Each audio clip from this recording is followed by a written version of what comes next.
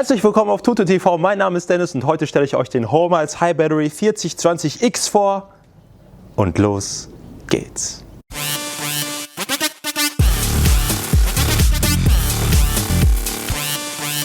Strom wird immer teurer und Balkonkraftwerke werden immer beliebter. Aber da stellt sich mir halt die Frage, was bringt mir Solarstrom, wenn ich ihn dann produziere, wenn ich ihn nicht verbrauche?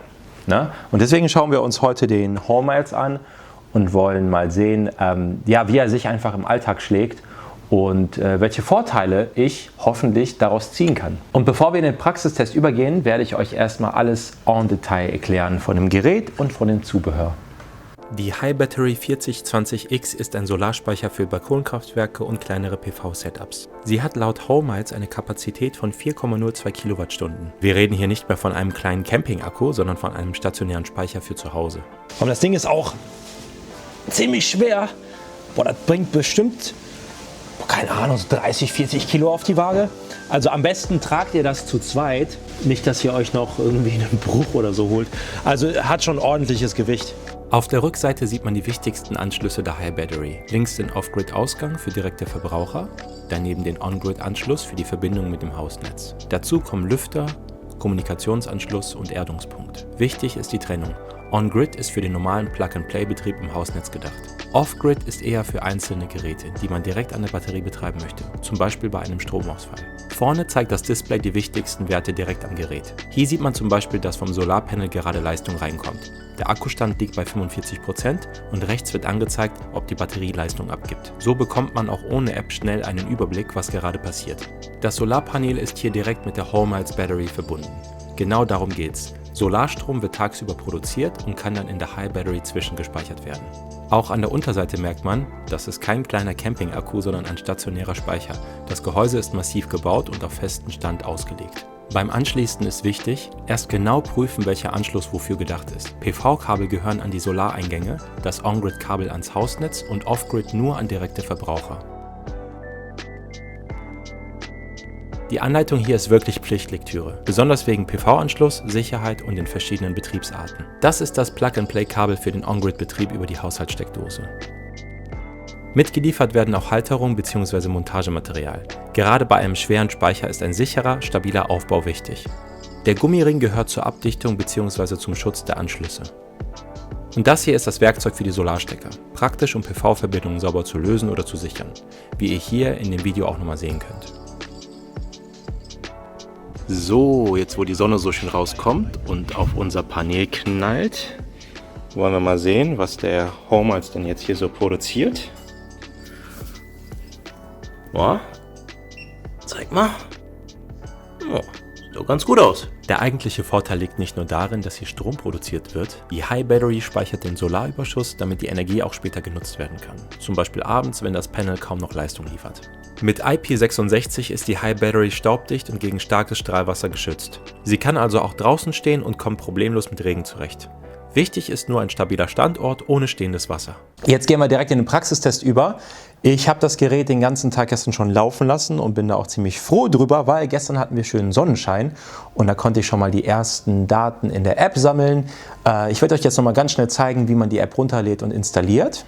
Für die Einrichtung braucht ihr die S-Miles Home App von Hallmiles. Die wird ganz normal aus dem App Store oder Play Store installiert und anschließend geöffnet. Registrieren, anmelden und danach sucht die App nach Geräten in der Nähe. Entweder automatisch per Bluetooth oder manuell über die Geräteauswahl. Im nächsten Schritt werden die WLAN-Daten übertragen, damit die High Battery mit dem Router und anschließend mit dem Hallmiles Server verbunden wird. Wenn die Verbindung erfolgreich ist, landet ihr im Dashboard. Hier sieht man dann die wichtigsten Werte auf einen Blick. Solarleistung, Akkustand, Netz und Last, außerdem Betriebsmodus und Hauslasteinstellungen. Genau hier bekommt man später den Überblick, was das System gerade macht.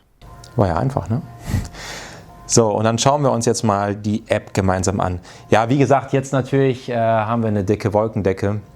Aber dennoch wird Strom produziert. Wir sind jetzt gerade bei 47 Watt. Wir sind ungefähr bei 45% Aufladeleistung. Und ich zeige euch das mal eben. Wir hatten am gestrigen Tag, wenn wir einmal hier zurückgehen, warte mal, gestern war der 21. Ne? Genau. Da hatten wir dann insgesamt 1,34 Kilowatt eingenommen. Ich finde, das ist schon ziemlich ordentlich. Man muss das natürlich so sehen, wir machen bei uns immer die Tests unter extrem harten Bedingungen. Ja, also wir sind hier so ein bisschen verbaut, sage ich mal. Ne? Das ist aber auch nicht so schlimm, weil, wie gesagt, es gibt keine optimalen Bedingungen in dem Sinne. Und wir wollen natürlich wissen, was wir auch unter diesen Konditionen ausreizen können. Und dafür, wie gesagt, dass wir gestern 1,34 Kilowatt eingenommen haben, finde ich das ziemlich cool. In der App selbst kann man natürlich auch jede Menge Einstellungen vornehmen. Also wer da Zeit und Bock hat, sich mal einen Nachmittag hinzusetzen, kann das gerne machen. Was ich gestern noch gemacht habe, ist, hier über das Plus-Symbol kann man intelligente Geräte verbinden. Vorweg, wir haben jetzt kein Smart Meter installiert am Stromkasten, weil das sollte im besten Fall ein Elektriker übernehmen und das bin ich nun mal nicht. Aber ich habe eine andere Lösung gefunden und zwar über einen Shelly Smart Plug, den ich mir gestern besorgt habe. Leider ist das eine Version vom Smart Plug, die sich nicht in die Hormels App integrieren lässt. Dafür aber, das zeige ich euch dann auch nochmal, gibt es eine extra App von Shelly selbst, wo wir dann den Smart Plug gestern angebracht haben, worüber jetzt gerade mein PC läuft und der Monitor, die Boxen und wir zumindest dort halt den Verbrauch sehen können, den ich euch jetzt hier auch nochmal einblende.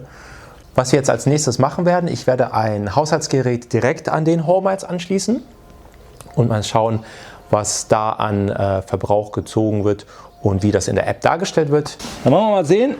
Und das kommt dann einmal hier an den Off-Grid-Anschluss. Ja, Deckelchen ab. Dran. Für Off-Grid halte ich diese Taste einfach ein paar Sekunden gedrückt. Sobald es im Gerät kurz klickt, ist der Ausgang aktiv und direkte Verbraucher können angeschlossen werden. Im Test konnte ich damit eine Powerbank und auch meinen E-Bike-Akku laden. Gerade für Ladegeräte, Licht, Router oder ähnliche Verbraucher ist das praktisch. Pro Batterie sind laut Hormels bis zu 2000 Watt Entladeleistung möglich. Mein Fazit, wenn du Solarpaneele hast und schon Strom produzierst und ich möchte jetzt, dass das Ganze verschenkt wird, dann macht so ein Balkonspeicher einfach Sinn. Vor allem über die App kann man dann auch über intelligente Einstellungen das Ganze so einrichten, dass es dann heißt, yo, wenn der Strom jetzt teuer ist, dann nutze einfach den Strom aus dem Balkonspeicher und wenn der Strom jetzt günstig zu kaufen ist, dann spar den einfach ein und kauf den Strom ein. Den Link zum Produkt findet ihr unten in der Videobeschreibung. Für weitere Videos schaut mal gerne links und rechts auf Tutos Kanal. Bei Fragen schreibt sie gerne in die Kommentare, lasst ein Like da, ein Abo und ich mache mir jetzt erstmal einen Kaffee und einen richtig geilen Tag.